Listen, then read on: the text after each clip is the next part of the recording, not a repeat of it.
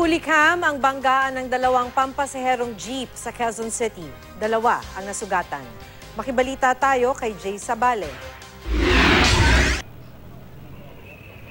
Nilalapatan pa ng Lunas ang isang driver at tatlong paserong sugatan sa aksidente sa Commonwealth Avenue, Barangay North, Fairview, Quezon City, pasado 1:00 ng umaga kanina.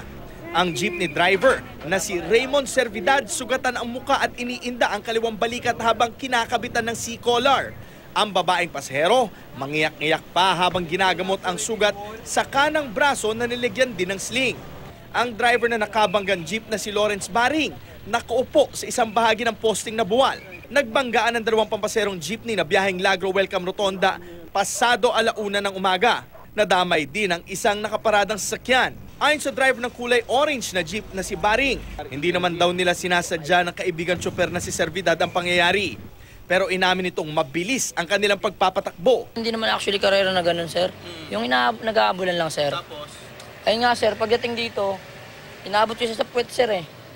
Sa tagiliran, ayun nga po, siguro po nawalan po siya ng ng balance. Unan sa pasahero, sir. Kaya ko siya inaabol. Kumpirmado naman ng CCTV ng isang restaurant ang kwento ni Baring. Mabilis nga ang takbo ng dalawa na papunta sa Commonwealth nang bigla na lamang natumbok ng jeep ni Baring ang puwetan ng jeep ni Servidad. Dahil mabilis at malakas ang pagkakabangga, tumawid sa kabilang direksyon ang jeep ni Servidad na nagawa pang mabawal ang buong poste ng ilaw sa Center Island. Tanggal din ang mga gulong nito sa harapan. Ang jeep naman ni Baring, skumwala, mabuti na lang at dito magilid. Agad dinala ang mga nasaktan sa East Avenue Medical Center habang isa sa mga driver ay nasa ospital. Ang isa naman driver ay nakadetain na. Ang mangyayari dito sa reckless imprudence resulting in damage to property with physical injury po.